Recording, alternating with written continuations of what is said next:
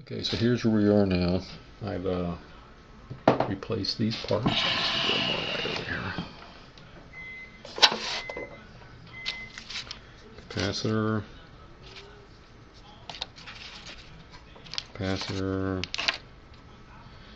Where did resistor go? Resistor. Alright. This was that cap I saw that had the crack on it. For this I'm using my old school cap tester, and you can just see it's eye staying closed. If I go down to a lower voltage, it still stays closed.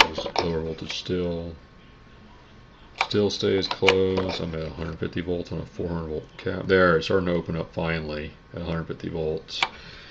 So that cap got replaced. The next cap I'm showing you is one of these 1600 volts. Now this I can't effectively test with my tester since it only goes up to,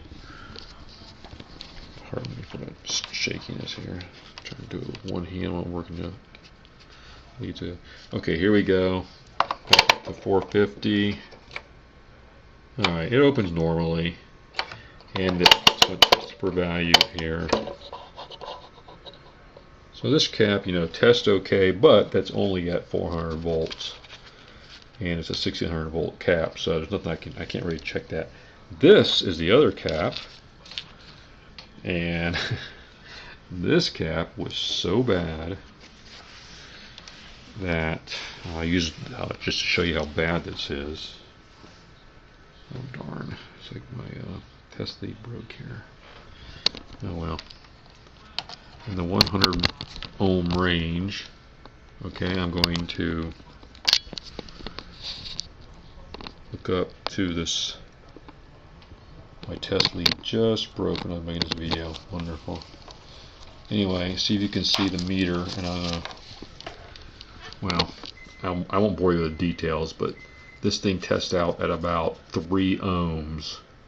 And what was happening was, at first it worked. I got a horizontal line, I think it was pretty good, and then it started smoking. I traced the smoke down to this part, which is a red something resistor that had gotten smoked. It read 330 ohms. I was able to find an online schematic. This is supposed to be 220,000, which would be a red, yellow.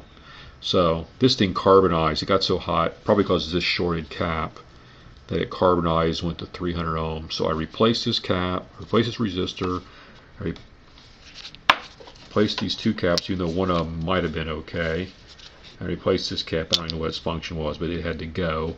Oh, and I had replaced my 1V2 tube.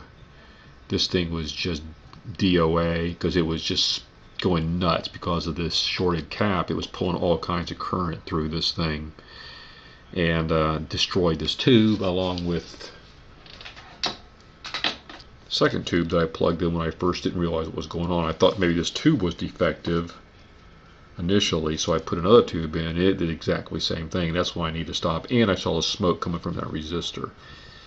Anyway, I'll hook it all up and show you the finished product in just a few minutes. Anyway, I gotta go fix my test lead now. Arg.